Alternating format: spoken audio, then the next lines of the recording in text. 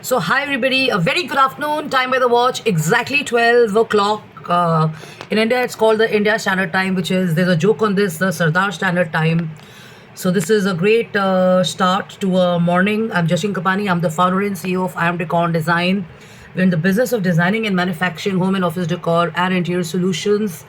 So fantastic start, not very hot indoors actually. I mean, if you're in a room with an AC or just a window open, it's pretty manageable and stuff. So we're in the business of designing and manufacturing home and office decor and interior solutions where we design, manufacture and supply home and office products, which is stuff like lamps, mirrors, consoles, center tables, we have chandeliers, we have bunker beds, we have business tables and stuff. We also customize on request, so they are in leather, they are in wood, they're in wicker, they're in metal, and because it's customization and clients prefer quality, so it's also premium, bespoke, and affordable luxury. Then there are retail products which you would see in showrooms at a cheaper price for sure. So these are corporate or these are festive gifting or regular use products like coasters in marble, coaster in semi-precious stone, like these.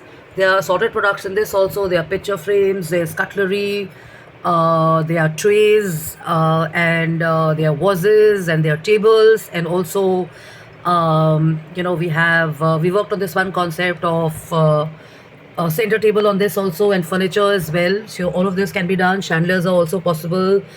Then for people who love to have high-end parties, or they love to have I would say you have stuff, Japanese, probably sushi, or maybe salads, or maybe English stuff in stuff like donuts and bread and biscuits and stuff. We have some products to cater to those as well. And then what else? Yeah, so more or less it's home and office decor, interior solutions and stuff.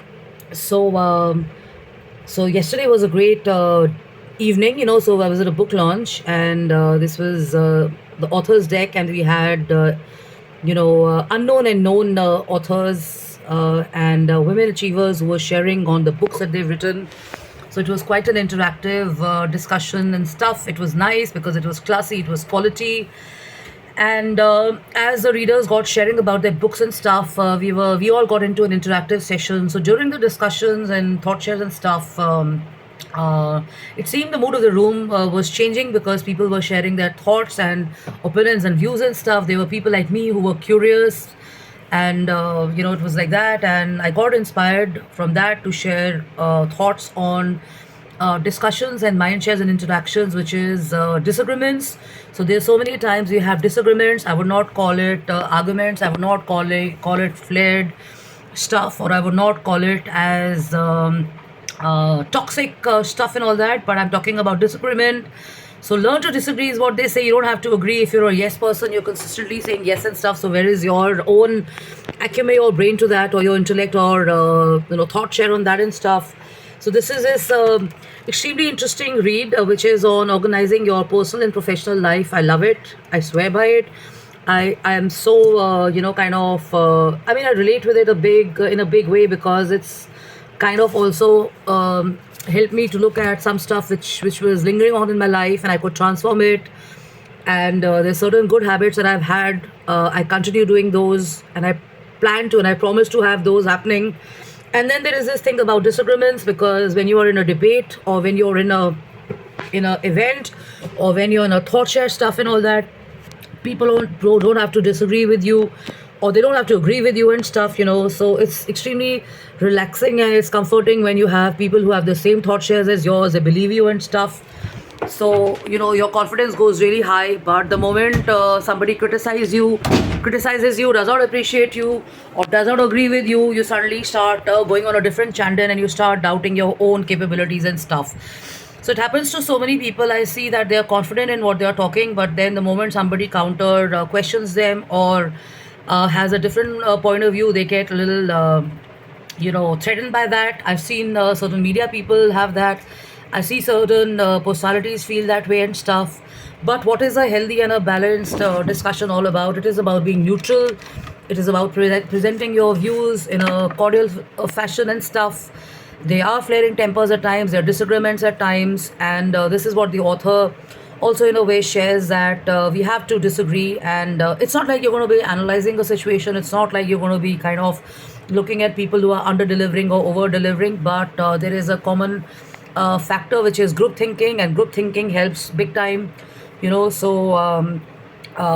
you're in a group, you kind of have evaluations, and you're discussing and debating, and you have solutions coming in, you have complex challenges before you and stuff, you have different perspectives shown to you and stuff, and it's not the regular what you've been following or what you've been grown on what you are kind of used to and stuff in your own circle of friends and family, or let's say friends or whatever.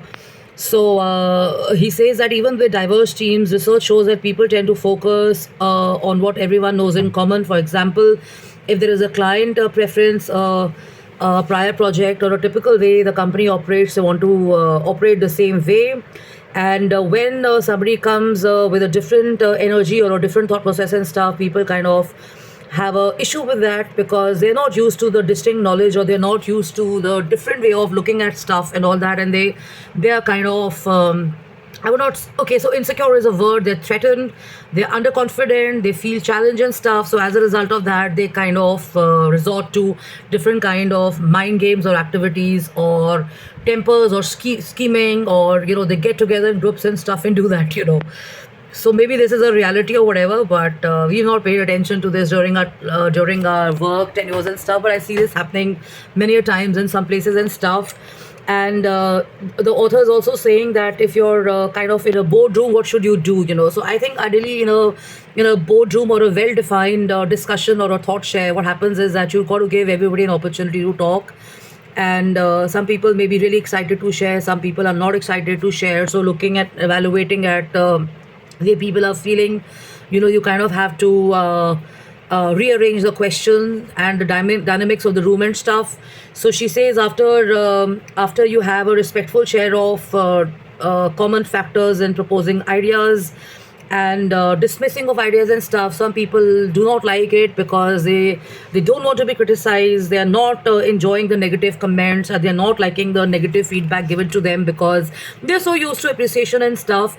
And similarly, people who are used to criticizing others will continue doing it because it's a habit, it's become like a it's the way they function and stuff. So we see that everywhere.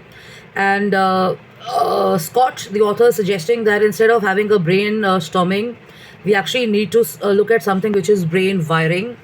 So in my terms of communication and PR, or you would say psychology, or a thought share person, is that you basically have to kind of brain evaluate the situation differently. You have to kind of generate new ideas and new solutions and stuff. So how do you do that? If you're not okay with what people are sharing, you can excuse yourself, you can kind of take a breather, come back, think about certain things, revisit the books you've read. Or maybe if you're going for a discussion or a debate to a room or maybe a forum, carry a certain number of books which are related to the topic. You can always refer to those, because what happens is that when we are in a group share, we kind of tend to get so engrossed in what other people are saying that we kind of lose our own presence of mind and stuff. And I've seen this happen. I'd gone for a book launch, and I'd gone with some friends and stuff, and amongst all the friends that we'd gone, three of us were really active. We wanted to click pictures, we wanted to share, we wanted to ask questions and stuff. And one of the persons got so absorbed in the intense discussion that he actually forgot that he'd gone with us, and rest his jazz. And three of us walked out, and he stayed back, and he called up and he apologized. So it happens that sometimes you have really engaging intense discussions and debates and stuff like that. So you got to kind of hold your horses back and stay alert and stay in the moment and stuff, make the best use of it. And then what I like the best is that if you are not being acknowledged, and if your thoughts are not being taken in the right fashion, do not get disheartened, and do not succumb to disrespectful behaviors and stuff like that, because it's not a very good sign. It's not a very good, it's not a very healthy kind of a way of functioning and stuff. The room is already messy. The room already has a lot of arguments or discussions and debates and thoughts, and then you add more to that. So obviously, it's not going to change anything. The whole purpose of the discussion, or the whole purpose of the room, and the whole the whole vibe of the room changes. So you have to stick to respectful behaviors, and you have to make sure that you're kind of generating the outcome is actually generating a rich return of ideas and thoughts for which you've met up. So learning, knowledge, improvising always helps, so that's why I recommend big time read, participate, get new perspectives and stuff. And people are used to reacting, or people are used to kind of being in certain manners, so you don't have to put up with all of that. Maybe people are used to also considering only a certain behaviors and attitudes of yours, because that's what they want to focus on. And I've shared this before. Maybe you've transformed, maybe you've evolved, maybe you've changed, maybe you're in a better circle of friends and environment and stuff. So you are standing up and you're putting your foot down, and you're not putting up with bad behaviors and stuff. So you get threatened, you get abused, people throw muck at you, people abuse you, and whatever. It can be frustrating. It can be, there's a flux of emotions that happens there, but then you have to understand that the root cause is not you. The root cause is the other person. And I also very strongly recommend many a times joy and in positive thinking, to have mindfulness and meditation and prayers, because what happens with all of that is that you can see the situation, you can see the patterns, you can see the behaviors, you can see things better, and you're able to find better solutions, because a calmer mind or a mindful mind is able to think through and offer more solutions. So I see many a times you ask people, they have no solutions, but people who are meditating, people who are praying, people who are chanting, people who are spending time on their own, they have a better, response, or a better solution finding approach. So if you want to do that to yourself, try and avoid, kind of muddling over the fact that people are mostly disagreeing with you and criticizing you. Look at people who are appreciating you. Look at people who are kind of getting, closer to you. People who are asking you to be a part of their circles and stuff. And when you evaluate your previous performance of participation in meetings, and you look at the quality and the level that is the quality and level at which you are right now, that's a good benchmark to kind of evaluate your own success. So success is pretty relative, so I think anybody who's doing good work, even a shopkeeper who's doing a good business of a few lakhs every day, is successful. It doesn't have to be someone who's a businessman who's running a big brand or a big retail store, so people are successful in their own ways. So always a good idea, and always a good way to kind of give respect to people and stuff, and also kind of interact with different personalities from the world of maybe films, creativity, books, design, architecture, because what you're doing is you're actually expanding your own horizon, and you're actually growing. People are scared of aging, people are scared of growing as human beings, people are scared of changing and stuff. I don't know why. So why feel that way? Because that's the way it is. You're not what you were at 24. You're not what you are at 42. You're not going to be this at 84. So why even let the whole thought about age or anything, as a matter of fact, intrude in your growth and evolving as a person, यार. जो आप 20 साल की उम्र में नहीं कर सकते थे, अब आप 40 साल में या 30 साल में या 60 साल में या 80 साल में कर सकते हैं.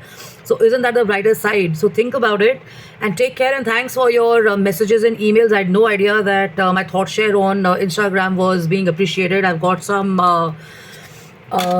personal messages and stuff, and some likes, so thanks, and great to meet everybody, and thanks for putting up with me, because I've also been off the scene and stuff, and it's really nice for many of you to kind of believe in the fact that yes, there are people like me who can also have down days of not feeling that great at work, or not feeling that great health wise and stuff. So thanks for understanding that, and thanks for not being so very demanding around my time and stuff, and thanks so much, and take care. And you can write to me on jastinkapani.im@gmail.com or jkapani@gmail.com, and take care of yourself and stay hydrated.